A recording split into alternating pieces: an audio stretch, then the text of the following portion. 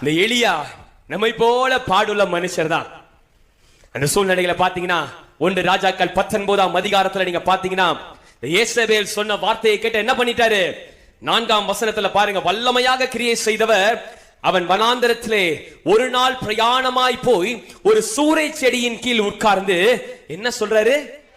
நான் சாக வேண்டும். ஃபர்ஸ்ட் வார்த்தை என்னது? யாரு? வல்லமையாக தேவனுக்கென்று எழும்பி வானத்திலிருந்து அக்கினியை என்ன பண்ணாரு? கொண்டு வந்தவர் என்ன பண்றாரு? ஒரே ஒரு உலக பிரகாரமாக எழும்புகிற ஒரு சோதனையில, ஒரு போராட்டத்துல, தன் ஜீவனுக்கு எதிராக எழும்புகிற காரியத்துல என்ன பண்றாரு? ஆளு எப்படி மலை போல இருந்தவர் என்ன பண்றாரு? குன்று போல மாறிட்டாரு. எப்படி இருந்தாரு? அநேகர் இப்படிதான் விசுவாசத்துல இருக்கிறோம். நான் விசுவாசத்திலே வல்லவன், நான் இப்படி இருக்கிறேன் அப்படி இருக்கிறேன்னு சொல்றோம். ஒரு போராட்டம், ஒரு சோதனை, ஒரு நிந்த, ஒரு அவமானம் வரும்போது, கிறிஸ்துவின் நிமித்தமாக வருகிற பொழுது அதை தாங்கிக் கொள்ள நமக்கு பலன் இல்ல. ஆண்டவர் எலியாவின் மேல் வைத்த தரிசனம் அது எப்பொழுதும் உறங்கி போகிறது அல்ல. ஹல்லேலூயா.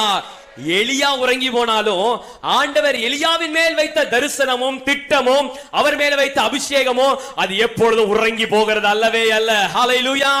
அதனால இந்த நேரத்துல என் வாழ்க்கையில என்ன தரிசனம் இருக்கு? ஆண்டவர் சொன்ன காரியம் இன்னும் நடக்கவே இல்லையே அப்படின்னு நினைச்சீங்கன்னா இந்த வசனத்தை நல்லா ஞாபகம் வைத்துக் கொள்ளுங்க. இந்த மாதம் இந்த வசனத்தை சொல்லி நாம் எல்லாரும் ஜெபிக்க போகிறோம். குறித்த காலத்துக்கு தரிசனம் இன்னும் வைக்கப்பட்டிருக்கிறது. முடிவிலே அது விளங்கும். அது ஒரு நாளும் பொய் சொல்வது இல்லை. அது தாமதித்தாலும் அதற்கு நான் காத்திருக்கிறேன். அது நிச்சயமாக வரும். ஹல்லேலூயா, ஹல்லேலூயா.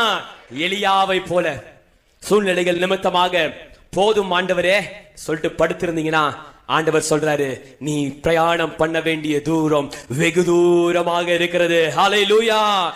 அநேக நீங்க யோசித்து வந்திருக்கலாம், ஆண்டவருக்காக நிறைய பிரயாசப்பட்ட, போதும் ஆண்டவரை என்னை எடுத்துக்கொள்ளும், இல்லை என்னால நிற்க பலன் இல்லை, எனக்கு நிற்க திராணி இல்லை, நீங்க ஒருவேளை நீங்க நினைத்து ஒரு சோர்வோட வந்திருக்கலாம். ஆண்டவர் சொல்றாரு, இன்னும் நீ போக வேண்டிய தூரம் வெகு தூரம். எத்தனை பேர் ஆமென் சொல்றீங்க?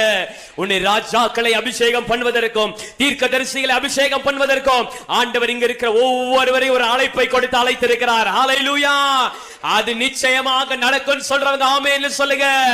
அது பொய் சொல்லாது. அது தாமதித்தாலும் அதற்கு காத்திருக்கிறேன். அது நிச்சயமாக நடைபெறும். கரங்களை தட்டி தேவனுக்கு நன்றி செலுத்துவோமா?